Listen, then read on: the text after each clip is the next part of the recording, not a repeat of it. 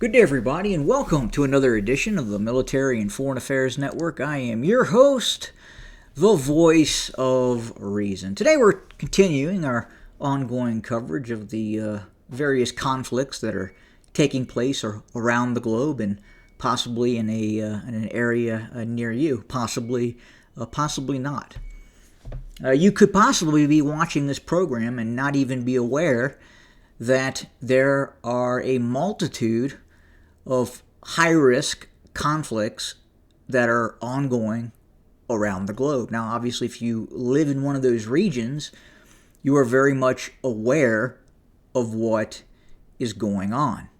However, if you are an uninformed urbanite residing here in the United States of America, or possibly some Western European nation state, or possibly someplace in South America, who knows, or Asia, you may or may not know what is happening in the world today.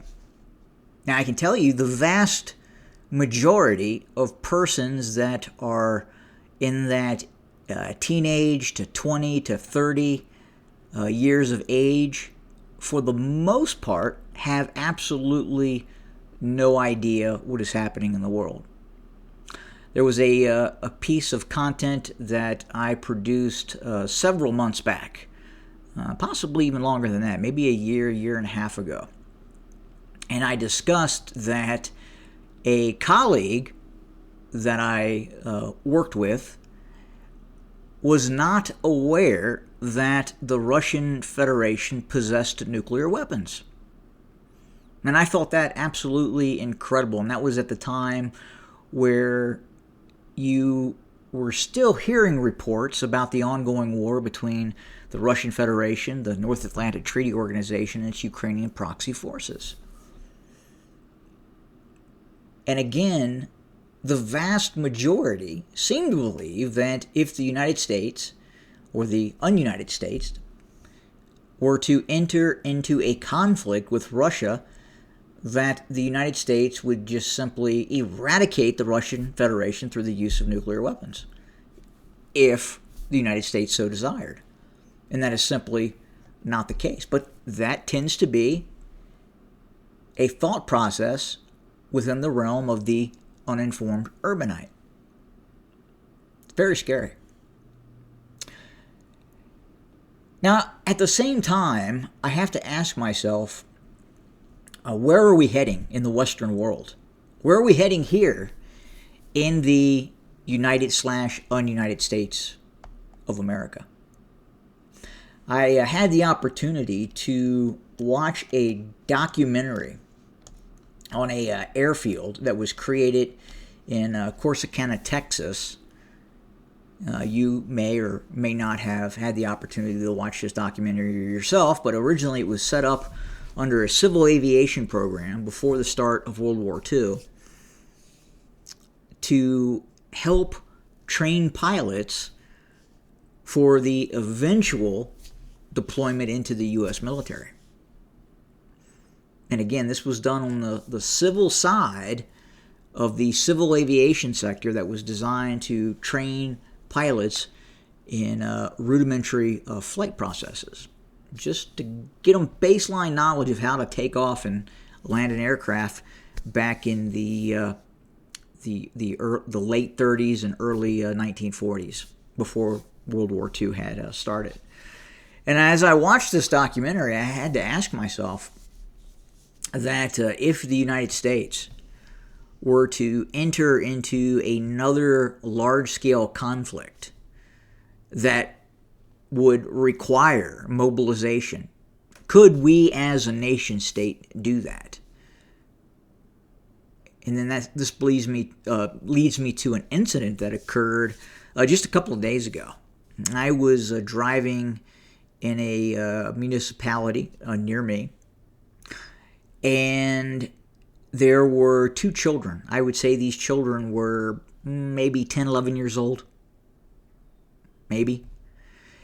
And one was on the left-hand side of the street, and the other was on the right-hand side of the street, and they were tossing a soccer ball back and forth to each other. And while this was happening, they also had a dog that was also going back and forth chasing the ball as well. And as I approached the children to the left and right of me as I was driving on the right-hand side of the road, the child on my left-hand side of the road looked at me, and I looked at him. And as I slowly crept to maybe within maybe 2 feet from intersecting the two children, he then tossed the ball right in front of me, causing his dog to also chase the ball. And he knew exactly what he was doing. And I stopped. I applied the brakes. And the reason I did that is when he made eye contact with me as I was approaching him, I felt something was not right. And I thought to myself, yeah, you're going to do that, aren't you? And he did. Again, meaning toss the ball in front of me, requiring me to come to a rather quick stop, and then the dog running out in front of me as well. And I stopped and I rolled down the window and I asked him, hey, bud, are you trying to get your dog hurt? What are you doing here? And he just kind of looked at me with a blank stare and said, no. And I believed at that point I should have probably stopped the vehicle and had a conversation with his parent. But I didn't. I kept going. I drove away. Didn't do it. But what caused that child to do what he did? I don't know. I could not even fathom doing that myself. When I was, hearkening back to when I was a small child, to throw a ball in front of an oncoming car and have my dog run in front of the oncoming car, for what purpose?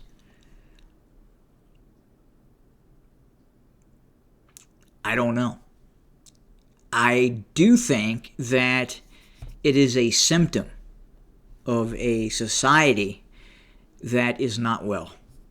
And obviously, whatever caused this child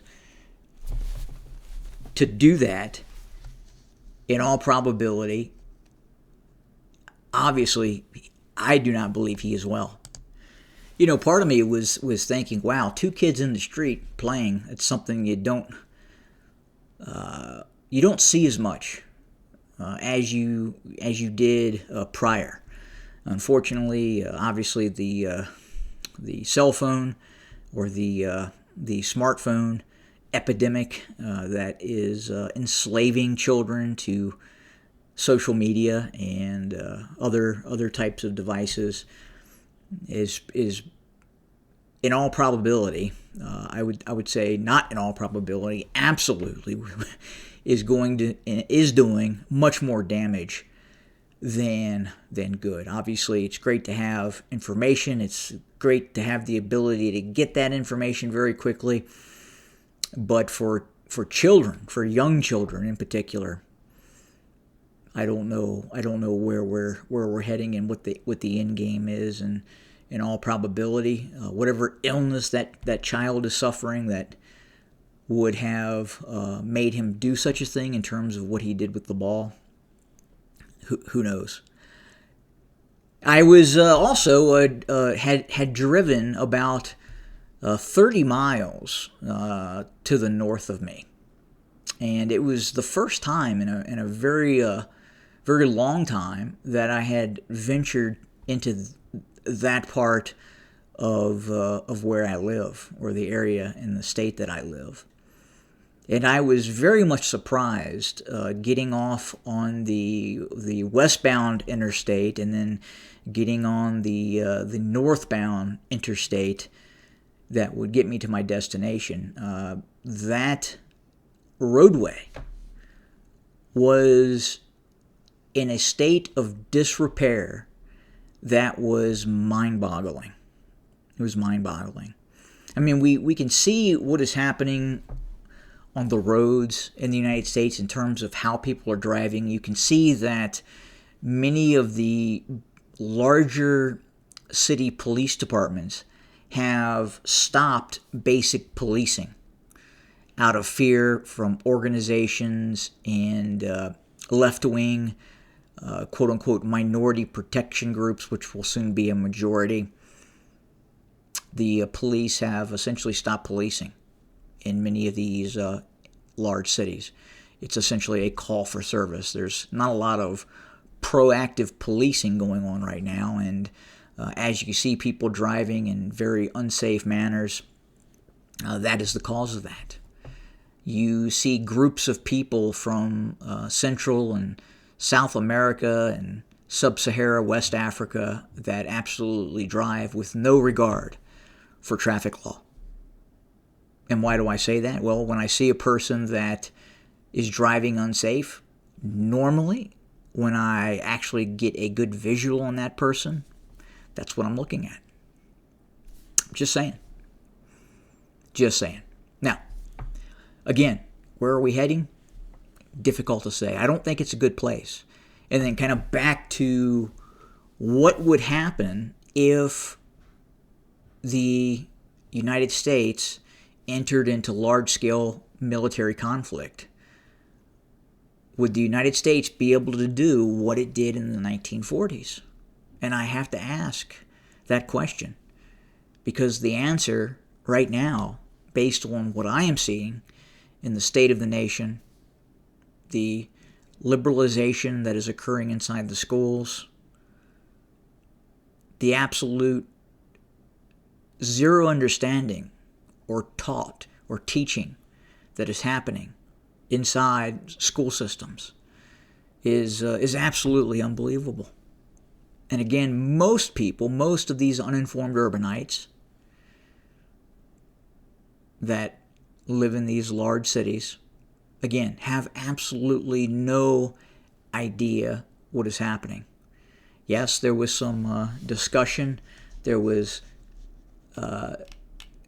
conversation that occurred in the early stages of both of these wars between Iran, the United States, and Israel, and obviously the war between NATO, Ukraine, and Russia. But after a small amount of time, people tend to forget and are not even aware that these conflicts are taking place. They're not. Most people right now have completely tuned out what is happening in the conflict with Iran. Most people, again, are not really tuned in and don't really understand what is happening. And then again, if you get into the kind of the military equation of what is happening, there's absolutely no thought process around that. Very little. And again, it's actually scary just to look at where we are as a society in terms of how little society pays attention to what is happening around the world. There are absolutely horrible things going on around the world. If you go back to just some recent conflicts that took place that happened in the Horn of Africa with Ethiopia and Eritrea and Tigray. Absolutely horrible genocidal activity. And no one is even aware, for the most part, that it occurred. If you're from that part of the world, maybe.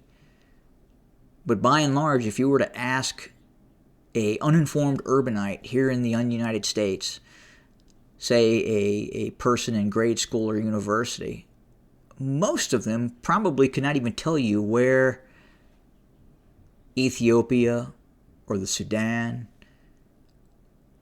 or Somaliland really even is. I imagine because of the issues that we've had with these Somalis in Minneapolis and what have you in Minnesota, maybe if you have tried to look where that location is on the planet, but by and large, I would say most do not. Most, I would say at this point, don't even know where Iran is. Most don't even know where the Strait of Hormuz is at. Most people, before the war between Russia and Ukraine, knew where the Ukraine was. Most people cannot tell you what NATO is. They cannot tell you the acronym for NATO. I mean, just the disconnect is really absolutely unreal. And again, if we go back to World War II, right? Quite a few persons volunteered. They went to the draft board and they volunteered themselves for military service. Again, would we see that today? And please make no mistake. Make no mistake. If you are a citizen of the United States, you are going to see another major conflict, a World War II style conflict. And it will probably touch you at that point. You will see the economy implode upon itself, especially if there's a global conflict, the likes of a conflict between the United States and possibly some Western European allied nation states against maybe the Russian Federation and China, North Korea, Iran. I mean, we are heading in that direction. Absolutely. It is on the horizon, and it is going to happen eventually. The end of the Cold War was a momentary pause, just like you see the areas that lie in between World War I, the areas of history that lie in between World War I and the onset of World War II. Many folks believe that World War II is just a continuation of World War I in some regard. But eventually, the way we're heading right now in terms of what is happening around the world, we are absolutely going to see a large-scale conflict between the United States and China. I also believe that we will probably see internal civil war, internal conflict that is going to take place in Western Europe and the United States. The last presidential administration and administrations before have done a lot of damage by importing large groups of persons that have completely different cultural norms than the existing population of the United States, the population that essentially founded the United States. And we know what that is. But yet we import large groups of people who do not share those values. They come here maybe looking for a better life, but what we see, and we see this in Western Europe, we see these individuals that are coming from North Africa, Sub-Saharan Africa, that enter the European Union or the United Kingdom in Western Europe. They are not assimilating. They are not adopting the national norms. On the contrary, they are entering these nation states and then trying to transform those nation states. Look, and I do believe you have to look, and you have to look very closely at certain religions. You have to look at Islam. Western Europe is importing millions upon millions of Islamists into Western Europe, and some, not all, a large group of these people from these Islamic nation states believe in Islamic law. Now, you can do that. You can come from one of these nation states in Sub-Saharan Africa or the Middle East. You can enter Western Europe. You can enter the United States, and you can convert Christians or other religious persons or non-religious persons to Islam. You can do that. What's interesting, if you were to go to, again, Saudi Arabia or any of these Islamic states, you cannot convert the population to Christianity. Go to Saudi Arabia and try to open a Christian church. See how far you get with that. Durka, durka, durka. See how far you get. But with their massive amounts of oil revenue and large surplus poverty-stricken population bases, they can then send these Islamists to other Western European nation states. And what do? Well, they reproduce exactly the conditions that exist in these quote-unquote shithole nation states they come from. And look, make no mistake, they absolutely are shitholes. That's why they're attempting to leave. And what do? Well, they show up in Minnesota. They utilize lax rules and regulations to commit fraud. And we're seeing that right now. We have actual Islamists in Congress.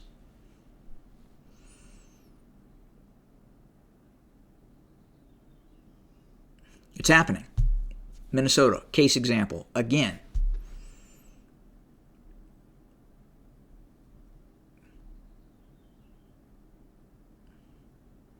Do we see anybody at all heading to these nation states? Do you see anybody immigrating to Somalia?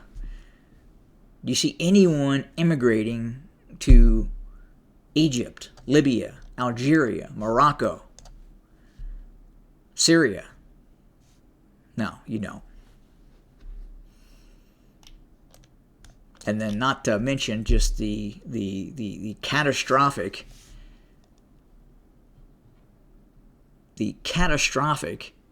conditions that exist in sub-Saharan Africa, the Democratic Republic of Congo, Central African Republic, the Republic of Congo. Absolutely horrendous conditions. Horrendous conditions. Nigeria.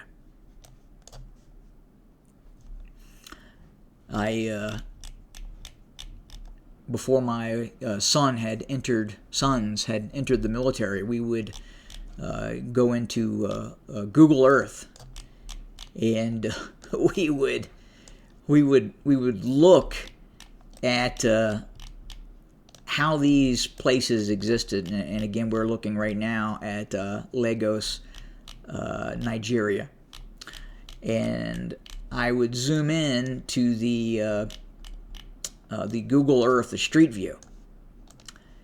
And it was interesting, and I believe it was actually in this area. I had zoomed in, and there was a wall that had shards of broken glass along the wall that prevented persons from entering this rather dilapidated shack.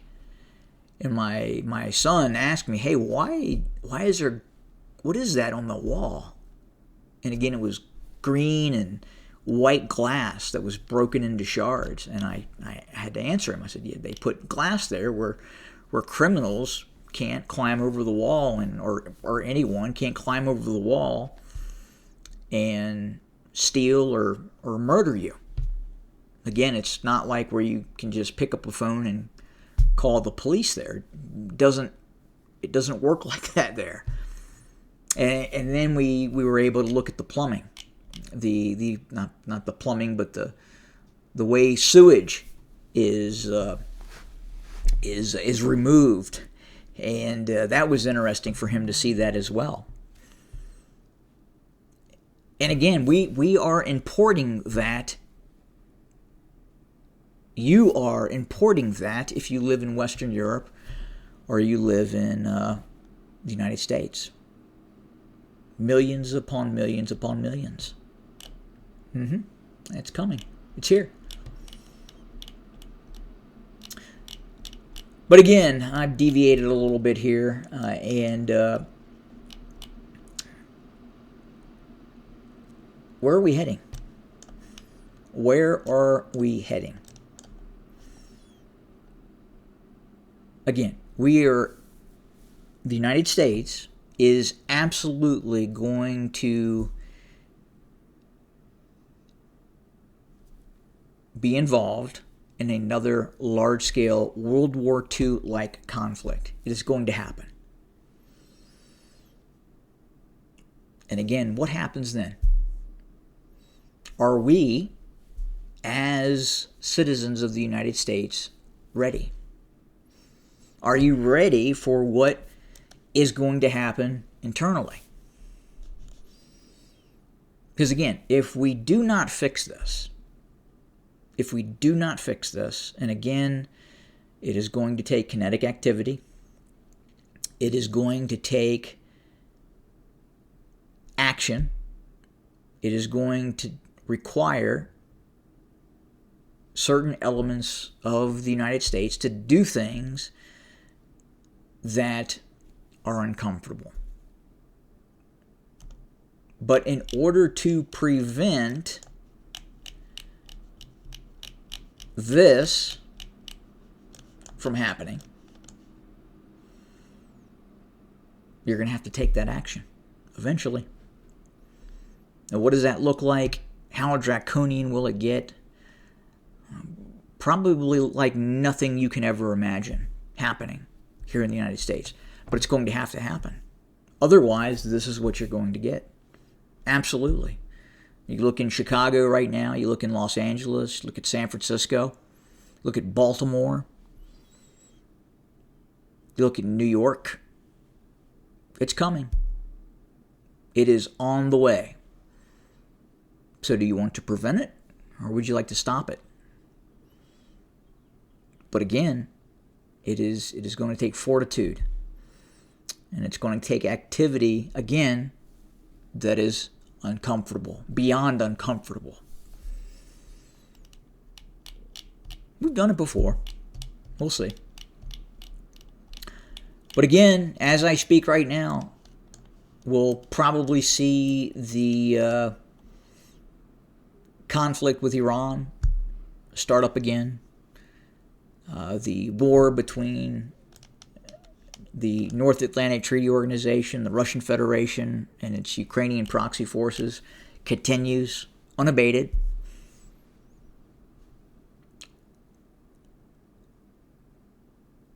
I imagine, again, as I've talked about before, look, the Russians are not going to stop.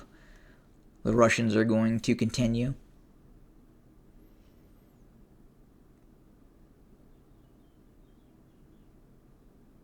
We'll see what happens with that conflict, though. But it's no less than what was going on in 2022, 2023. The intensity is probably at a greater degree. It has evolved. It has morphed. And we're seeing drone strikes numbering in the high hundreds to 1,000 per day by Russian forces striking Ukrainian targets. We're seeing the Ukrainians do the same thing, not on the same scale and level of what the Russians are doing.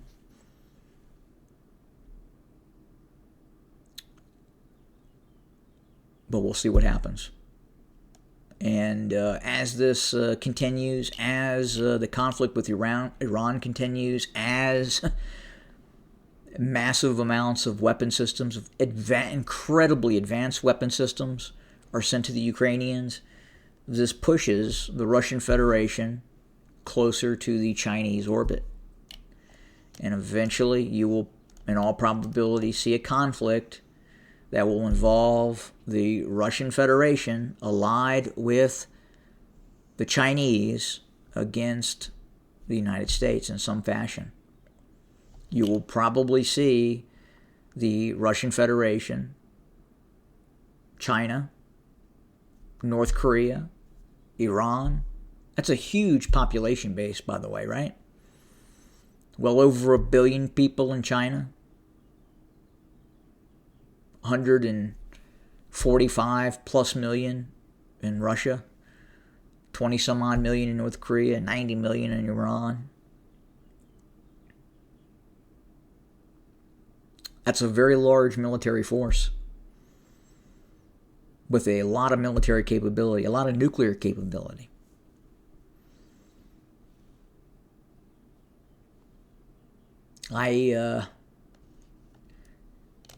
People tend to believe that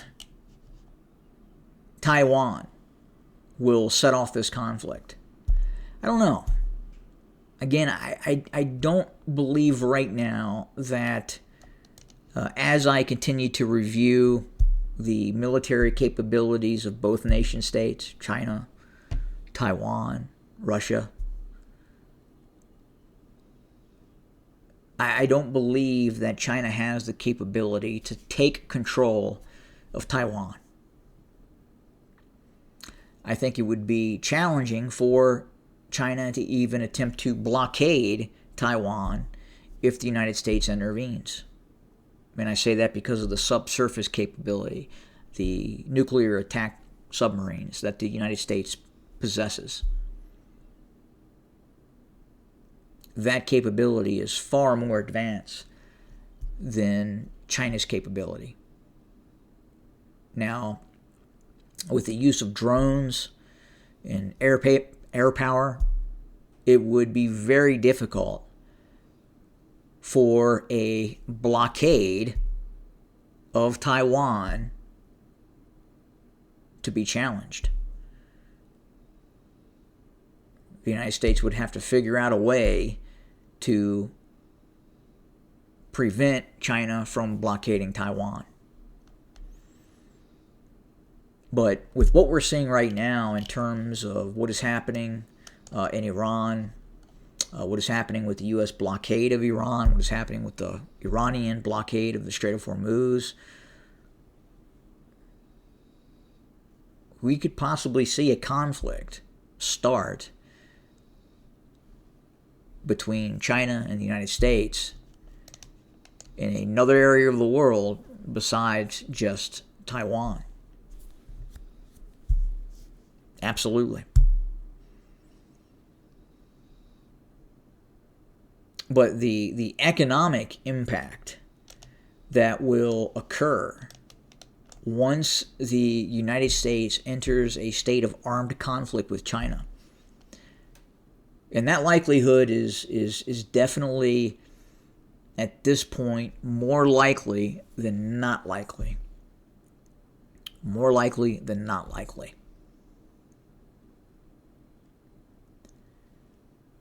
Look, the Soviet Union and the Western world did not go to war during the Cold War.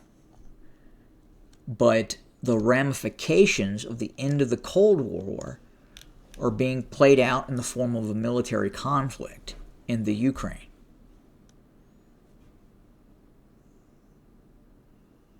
Again, NATO can never stop expanding. It has to. It serves itself with the goal of having an enemy. It cannot exist without an enemy. It has to have an active threat. That active threat is the Russian Federation.